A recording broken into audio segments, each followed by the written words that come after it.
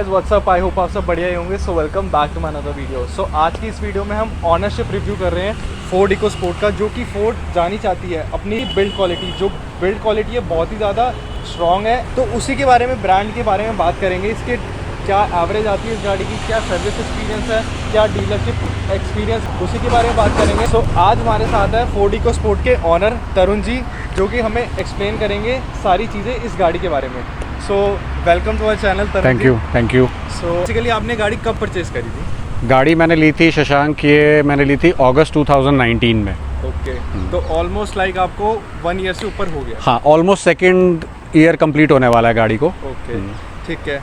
तो आपने कितनी ड्राइव कर ली अभी ये गाड़ी? गाड़ी मैंने जो चला ली है अभी तक 31,000 किलोमीटर हो चुकी है मेरी गाड़ी। 2 साल में। अगर मैं डिलीवरी एक्सपीरियंस के बारे में बात करूँ तो आपका डिलीवरी एक्सपीरियंस कैसा था फोर्ड के साथ? फोर्ड के साथ डिलीवरी एक्सपीरियंस अच्छा था। बेसिकली जो मैंने इंजन चूज़ किया था दैट वाज इको बूस्ट, और 1 लीटर जो था, ये इंजन को बहुत बार world engine of the year का अवार्ड मिला है। ऑलमोस्ट 2011 से लेके 2018 तक, मेरा ख्याल से बीच में शायद 2 साल छोड़कर हर साल इसको world engine of the year award मिलता था। So I was very interested in this engine.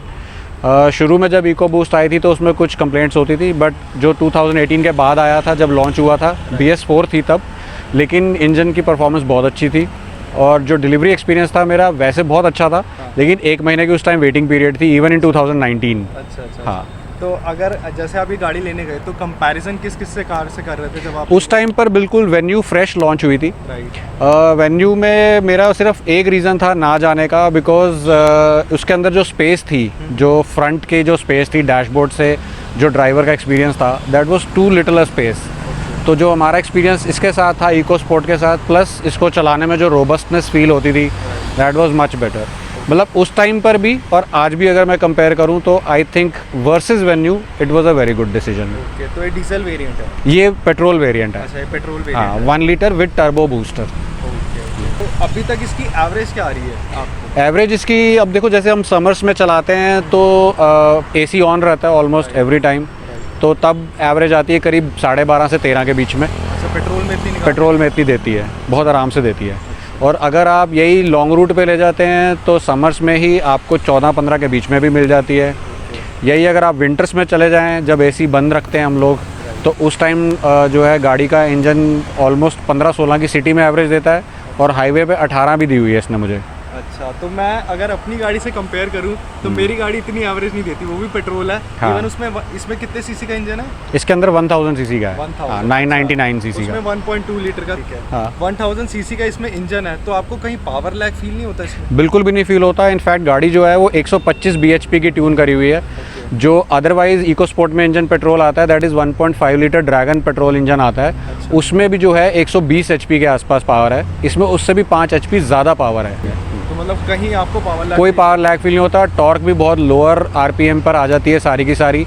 In fact इसकी जो टॉर्क है that is 20 Nm more than the normal petrol engine of EcoSport. तो अगर जैसे मैं कंपेयर करूं, जैसे आपने फुली लोडेड गाड़ी भी चलाई होगी है, 5 पर्सन्स बैठे होंगे। हाँ। तो तब कोई हल्का सा पावर लैग आपको? कोई पावर लैग नहीं फील होता, बिल्कुल कोई पावर लैग अभी तक तो फील नहीं हुआ है। पहाड़ों पे जब हम चढ़ाते हैं तो obviously we are not aiming for a very high speed, तो जितना क्लाइंबिंग के लिए चाहिए होता है उसके लिए सफिशिएंट पावर है गाड़ी में, उसमें कोई दिक्कत नहीं। तो अगर मैं इसकी लाइटनिंग एक्सपीरियंस के बारे में बात करूं, जैसे कि इसमें काफ़ी ज़्यादा अच्छी लाइटनिंग प्रोवाइड करी गई है, प्रोजेक्टर हेडलैम्प्स विद HID, हाँ, करेक्ट। DRX भी प्रोवाइड करे गए हैं। Exactly. नाइट में कैसा एक्सपीरियंस है? नाइट में अच्छा एक्सपीरियंस है। हालांकि इसका जो डाउन बीम है वो HID में जलती है, बट इल्यूमिनेशन में कोई दिक्कत नहीं है। There is only one more HID like I was talking to you. जो बेलेनो की HID आती है that is another level, but इसकी भी अच्छी है। उस हिसाब से देखें तो इसकी भी बुरी नहीं है। तो अगर इस गाड़ी की बिल्ड क्वालिटी के बारे में बात करूँ, कहीं गाड़ी अभी तक मतलब टचवुड अभी तक ना हो ऐसा, नहीं, लेकिन हुई है, लगी थी एक बारी। अच्छा। आगे से ही लगी थी, और इनफैक्ट ये वाली हेडलाइट लगी थी, और ये वाला बोनेट भी जो है उनको रिपेयर करना पड़ा था। अच्छा। बट अदरवाइज बिल्ड क्वालिटी बहुत अच्छी है। आप बैठेंगे तो दरवाजे इतने क्लंकी हैं, इतने भारी तरीके से बंद होते हैं। बोनेट भी जब आप छोड़ोगे, आप बंद करोगे तो आप रियलाइज़ करोगे कि हर पार्ट में, हर पैनल में वेट बहुत अच्छा है। अच्छा, हाँ, वो तो डोर क्लोज करेंगे हाँ, तभी स्टील थिकनेस काफ़ी अच्छी है। Exactly exactly. Build quality. Okay, तो आपका सर्विस एक्सपीरियंस कैसा है? सर्विस एक्सपीरियंस मैं ऐसे बताऊंगा आपको, क्योंकि मैंने अभी तक इसमें 3 सर्विसेज कराई हैं। तो उसमें जो फर्स्ट सर्विस एक्सपीरियंस था वो तो बहुत अच्छा था। सेकंड सर्विस एक्सपीरियंस, जो फ्री सर्विस होती है वो रादर बहुत अच्छी थी। उसके बाद जब सेकंड फ्री सर्विस थी तो भी बहुत अच्छी थी सर्विस। बहुत रिसेंटली मैंने इसकी थर्ड सर्विस कराई थी 29,000 समथिंग किलोमीटर पे, और उसमें बस मैकेनिकली तो उन्होंने बहुत अच्छा काम किया कार के अंदर, उसमें कोई डाउट नहीं है। बस मेरे को थोड़ा वॉशिंग का था उनका, दे डिड नॉट, उनका या तो प्रोसीजर में कमी है या उनके पास आजकल लोड ज़्यादा है क्योंकि कोविड का सीज़न है, जो भी है। मुझे ऐसा लगा कि वो लोग बहुत रश जॉब करते हैं वॉशिंग में।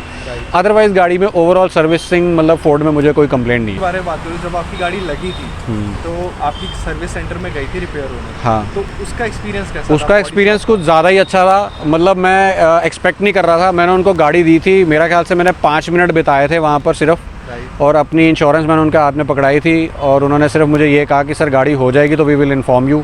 ज़ीरो डेट ली हुई है मैंने, इंश्योरेंस इसकी ज़ीरो डेप है, तो कैशलेस हो गया पूरा काम। और उसके अलावा जो डिलीवरी थी गाड़ी की, मैं सोच रहा था कि जितनी लगी है शायद 6, 7, 8 दिन का टाइम लेंगे वो लोग, लेकिन उन्होंने ऑलमोस्ट तीसरे दिन मुझे गाड़ी करके दे दी थी। अच्छा। और उतना ही स्मूथ डिलीवरी एक्सपीरियंस था वहाँ पर भी। बस मैं गया और 2 पेपर साइन करके, कुछ नॉमिनल फ़ी थी उसकी इंश्योरेंस की, बस वो देकर, फाइल चार्जेस जो फाइल चार्जेस लगते हैं, उसके अलावा बस मैं गाड़ी लेकर आ गया। ओके। अगर मैं इसके इंश्योरेंस कॉस्ट के बारे में बात करूँ तो क्या इंश्योरेंस कॉस्ट आती है इस गाड़ी की? देखो, इंश्योरेंस का कॉस्ट जो पहले फर्स्ट टाइम थी कंपनी की तरफ से कवर्ड थी, वो मेरा ख्याल से कोई 19-20 हज़ार के बीच में थी। जब सेकेंड टाइम मैंने ली तो उसमें नो क्लेम बोनस भी था पहले साल में, तो उसका 20% डिस्काउंट मिलता है। तो जो सेकंड मेरी इंश्योरेंस हुई थी वो करीब 14,000 कुछ की थी। और अब जो थर्ड आ रही है उसमें मेरे पास ऑब्वियसली क्योंकि लगी है इस बारी, तो मेरे पास नो क्लेम बोनस नहीं है, हाँ, बट लेकिन फिर भी अमाउंट लगभग सेम आ रहा है, शायद 500,000 कम ही आ रहा है पहले से। तो अगर मैं इसके इंफोटेनमेंट सिस्टम के बारे में बात करूँ तो कैसा infotainment? I think one of the best infotainment systems.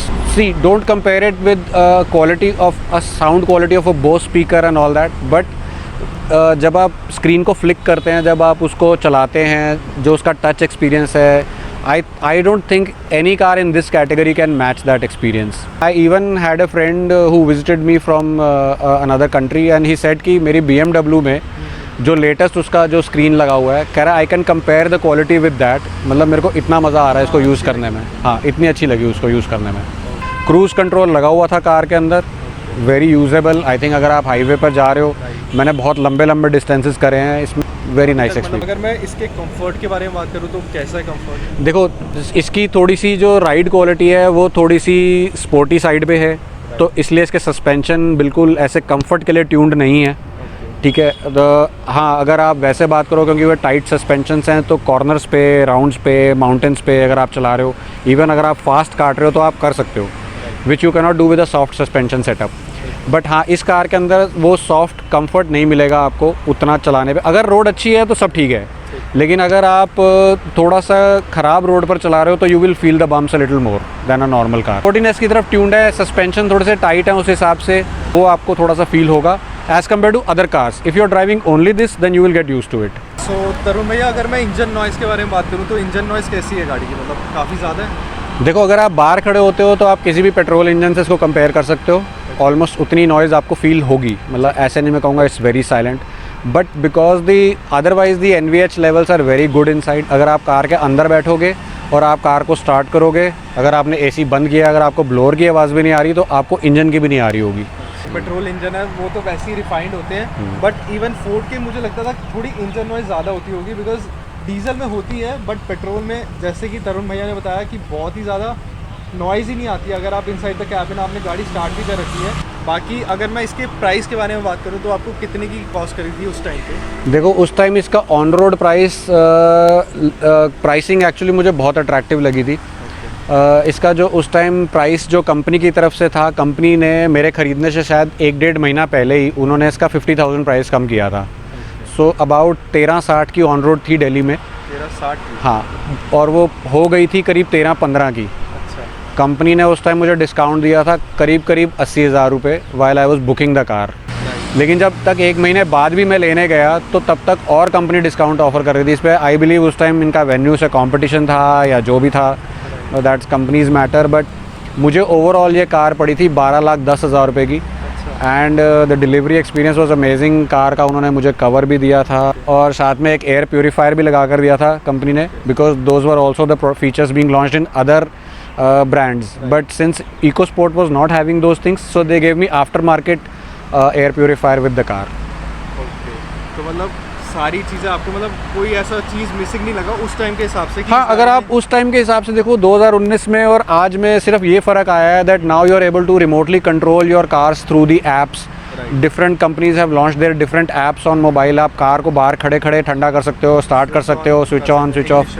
Exact. तो अब इसके पॉजिटिव्स के बारे में बात करूँ, जो आपने इस गाड़ी को परचेज क्यों किया, क्या इसमें आपको ऐसा लगा पॉजिटिव्स जो आपने इस गाड़ी पे शिफ्ट हो? देखो, पॉजिटिव्स की अगर मैं बात करूँ तो कार की राइड क्वालिटी बहुत अच्छी थी. ठीक है. उसके अलावा इंजन में मैं बहुत टाइम से इंटरेस्टेड था. शुरू में जब इको बूस्ट आई थी, मेरा ख्याल से जब शुरू हुई थी गाड़ी, तो उस टाइम इको बूस्ट भी उन्होंने 1 साल के अंदर अंदर लॉन्च किया था इस कार को इंडिया में. सम पीपल कंप्लेंड, बट उस time frankly I was driving another car. But जो हमारे रिलेटिव्स बाहर रहते हैं वो कई बार ही कहते थे कि नहीं, इंजन अच्छा है, ऐसे कोई कंप्लेंट नहीं है.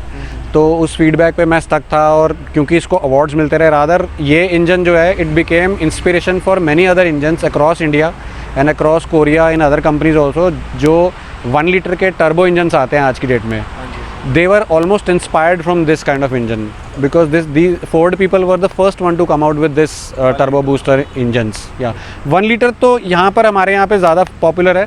यूएस वगैरह में अगर आप देखो तो इनके 2 लीटर के इंजन्स आते हैं वहाँ पे भी, वो भी टर्बो बूस्ट वाले हैं पेट्रोल के. हालांकि जो पहले इंजन्स होते थे उनमें टर्बोज नहीं होते थे.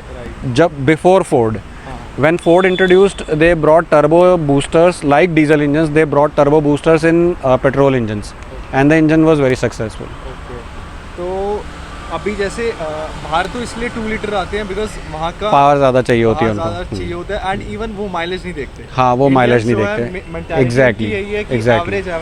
एवरेज भी चाहिए होती है. इसीलिए 1 लीटर यहाँ पे इंट्रोड्यूस हुआ, नहीं तो 2 लीटर भी हो सकता था. बिल्कुल बिल्कुल. और बाकी इंडियन रोड्स तो आपको पता ही है. हाँ, 2 हाँ. लीटर इंजन की और कामयाब भी आप देखो तो this was the first compact SUV which was launched in India.